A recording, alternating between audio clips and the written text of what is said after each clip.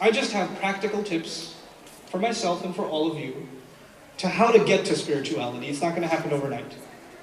How do we start having genuine spiritual experiences and really reviving our faith through these genuine spiritual experiences and make them a more common occurrence than they are right now? How do we practically do that? The first bit of advice I have for you is go to sleep early. I know, I'm talking to students.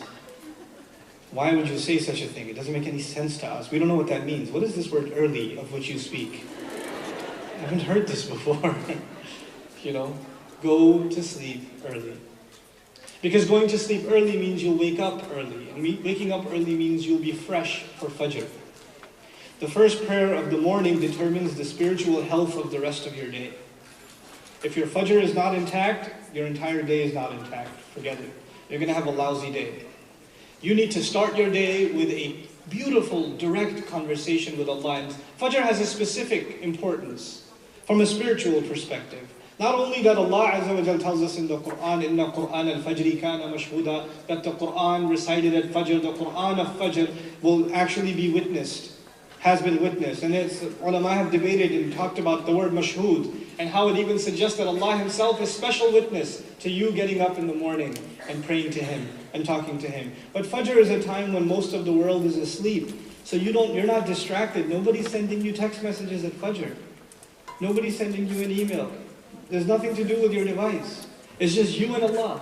Maybe even your roommates are asleep. Your friends are asleep. Everybody's asleep. Maybe even the rest of your family is asleep. It's just you and Allah. It's the best time to engage in conversation with Allah. And I'm not saying that tomorrow morning when you wake up for Fajr by Allah's permission and you're going to pray, it's going to be a spiritual experience. But if you start taking care of your sleep at night and you wake up fresh, you have better chances. You have better chances. You need to take care of that. And the second bit of advice, not just go to sleep on time. Pray Isha as soon as it comes in. I shall say that again. Pray Isha when? You'll say it for me now. As soon as it comes in. Don't wait for it. Oh, it just came in at 7:30. I got time. 9 o'clock, I got time. 10:30, I got time. 11 o'clock, I got time. 12, let me just sleep a little bit. I'll wake up and pray. Extra late Fajr special session. Right? Extra late Isha. Don't do that to Isha.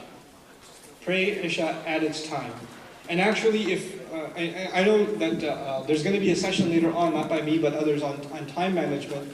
I'm not going to give you a session on time management, but spiritually speaking, in the sense of spirituality, if you can really work on marking down your time for the evening prayer, the Isha prayer, and therefore fixing your Fajr prayer, then you are on the road to spiritual success. You are well on that road. Now, let's talk about Fajr a little bit.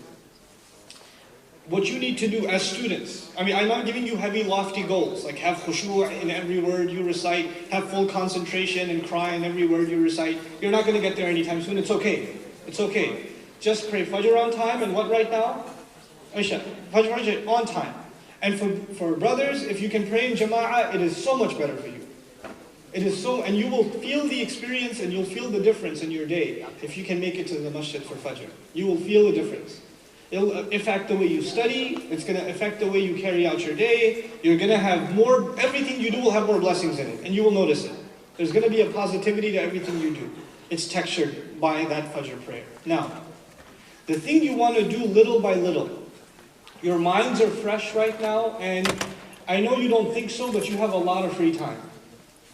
You have an insane amount of free time. And if you don't believe me, you will after you graduate and start working. And you will look back and say, man, I had a lot of free time. Now you waste a lot of that time, but I'm saying if you can dedicate some of that time to memorization. Memorization. Now specifically, there's two things I would like you to consider memorizing. One, I want you to start memorizing select surahs from the Quran. Just short ones, easy ones to memorize. You can pick ones from Juz Amma. It's okay if you don't know any surahs. You don't have to tell anybody about that. Just start memorizing little by little by little on your own. Even if it takes you 6 months to do one page, it's okay. It's just between you and Allah. That's it. You love Him so much you want to memorize some of what He has to say. That's all this is, right? Now, just as an added resource on my institution's website on Bayyina.com, there are podcasts for every surah of Juz Amma. For the 30th section of the Quran, for every surah, every chapter in there, there's a detailed lecture study of it. Memorize it, then listen to the lecture. And if there are other teachers, other scholars, other videos out there that are describing those surahs, listen to that. Why? Because now what you've memorized, even if you don't know Arabic, if you've memorized it and you've heard a detailed explanation of it, you don't just have a parrot-like relationship with these words, you know something about the depth, the wisdom, and the guidance in these words. So you have a real relationship with these words, and that's my motivation for putting the podcast up is that, for Juz Amma particularly. Because most people will memorize something from that, at least they have something that they can listen to and say, okay, that's what this is talking about.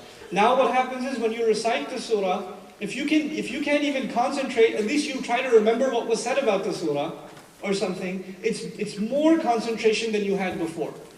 It's more than what you had before. At least now, when you're standing there and praying, and you're looking down at that really creative musalla rug that you bought, you're not wondering about this one going, this turny thingy going that way, and this one going 3, but this one's 4. Why is that? It's asymmetrical, and and while you're in sajda, you're trying to fix it, and so at least you're not doing that. So I say 80% of your memorization efforts should go towards Quran. 80%. I'm just throwing a number out there, okay? And 20% of your memorization efforts, here goes, should go towards memorizing special prayers, special du'as. Small book, Fortress of the Muslim, costs $5. You can get it pretty much from any Islamic bookstore. Get a hold of it. There are probably PDFs online anyway of it. If you're that, the economy is tough for you, then that's fine. So download the PDF. I think there's even apps out there for it now. Memorize the dua for entering the house and leaving the house, putting the clothes on and taking the clothes off, going into the bathroom and coming out of the bathroom. One dua a week. Not even everything in one shot, one dua a week, and add it into your day. Now when you get up, you know what dua, what to say to Allah when you wake up. Now when you're about to go to sleep, and what's beautiful about those du'as is the meanings are all there. It's translated for you, right?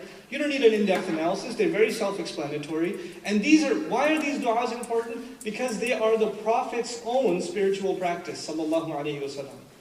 So now you're trying to introduce spirituality in your life by adopting the Prophet's own spiritual practices, alayhi salatu wasalam. And that's why this is a really effective way of you starting to engage with Allah. Outside of the context of prayer. You sit in the car, you make the dua for travel. And the other really cool thing to do is when you make the dua for travel and you're not familiar with the Arabic language, to even at least remind yourself of what you read in translation. What did that mean? Oh yeah, subhanallah. And then begin your journey. And then start driving your car. This will necessarily start impacting how conscious you are of Allah on a daily basis. Because what these du'as, they're basically, these are supplications and du'as for all occasions, right? Eating, sleeping, meeting friends, departing, etc., etc. Every circumstance in life, there's a prayer for it in Islam. There's a small prayer for it. What that does is, you don't experience anything in life that is not an excuse to remember Allah. That's what that does. It makes every circumstance of life a spiritual opportunity. That's what it does. And that's the beauty of these du'as. So I said, first, work on your prayer by memorizing a little bit more of the Quran and understanding what you've memorized. And 2, little by little, one dua a week. One dua, not more than that. What was the name of the book I mentioned? Fortress of the Muslim. Just one dua a week and add it to your regimen. Don't just memorize a dua and not use it. I say one a week because you memorize it. Maybe you can pull it off in a day. The rest of the 6 days, you make it a point to use it. To actually use it. You don't have to memorize every dua in that book. Pick the ones you like. It's okay, you can be selective. Pick the ones you like. Like if you don't ever go to the masjid, don't start with memorizing the dua for going into the masjid. Don't start with that. Start with the one you're going to use. And if you find a section there, selling a camel or something, and don't do that yet.